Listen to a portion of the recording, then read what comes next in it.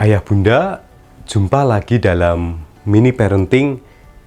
Dalam acara ini kami akan menjelaskan tips pendek bagaimana mendampingi anak yang dianugerahkan Tuhan di dalam pernikahan. Perkenalkan, saya Emmanuel Satyo Yuwono. Kita semua tahu bahwa kata-kata memiliki kekuatan yang begitu besar. Bisa membangun semangat, tetapi kadang juga bisa menghancurkan. Sebagai orang tua, kita tentu ingin anak-anak kita tumbuh menjadi pribadi yang santun dan bijaksana dalam berbicara. Kita tahu di era digital ini, anak-anak tidak hanya berbicara secara langsung, tetapi mungkin juga melalui pesan teks, melalui media sosial, atau mungkin platform digital lainnya. Maka mengajarkan anak berbicara sejak dini sangatlah penting agar mereka bisa berkomunikasi dengan baik dan tidak menyakiti orang lain, baik itu secara lisan maupun tulisan. Mengapa etika berbicara itu penting? Kata-kata bisa berdampak jangka panjang. Anak yang terbiasa berkata kasar atau meremehkan orang lain bisa tumbuh menjadi pribadi yang sulit menjalin hubungan baik.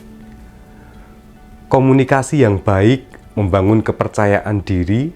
Anak yang tahu cara berbicara dengan baik akan lebih dihormati dan dihargai oleh teman dan juga orang dewasa.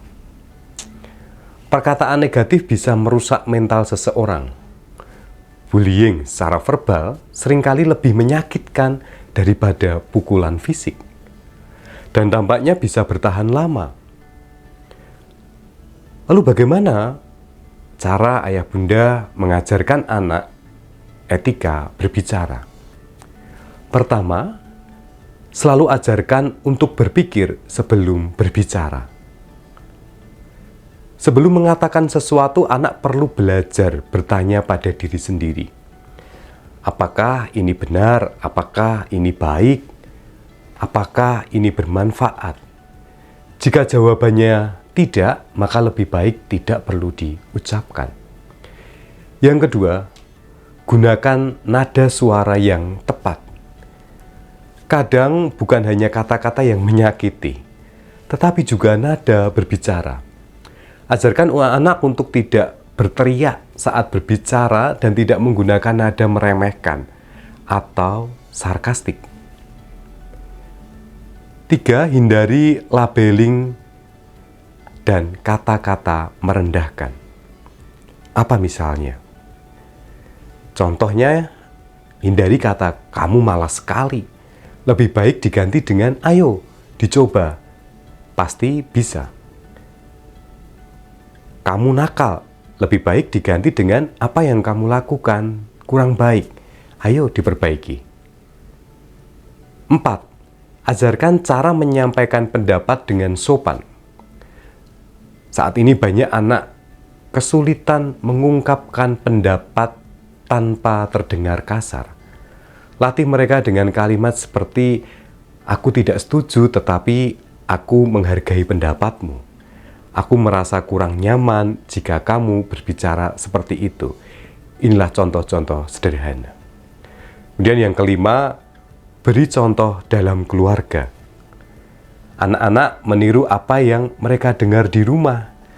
Jika kita ingin mereka berbicara dengan baik, tentu kita harus menunjukkan contoh dengan berbicara sopan kepada pasangan kita, anak, dan juga mungkin orang lain. Keenam, ajarkan tentang bahaya ujaran kebencian dan juga cyberbullying. Di dunia digital, anak-anak bisa dengan mudah menuliskan sesuatu yang mungkin menyakitkan di media sosial. Mereka perlu memahami bahwa komentar negatif yang mereka tulis bisa berdampak buruk bagi orang lain. Ayah bunda, kata-kata adalah kekuatan. Jika digunakan dengan baik, bisa menguatkan dan membangun orang lain.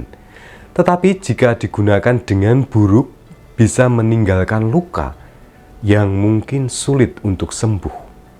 Mari kita ajarkan anak-anak kita untuk memilih kata-kata yang baik, berbicara dengan sopan, dan menyampaikan pendapat dengan bijaksana. Dengan begitu, mereka akan tumbuh menjadi pribadi yang dihormati dan dihargai oleh orang lain. Parents, etika berbicara yang disampaikan Bapak Emmanuel ini juga diingatkan oleh Paulus kepada jemaat Efesus. Dalam Efesus pasal 4 ayat 29 menasihatkan, "Janganlah perkataan kotor keluar dari mulutmu, tetapi pakailah perkataan yang baik untuk membangun di mana perlu, supaya mereka yang mendengarnya beroleh anugerah."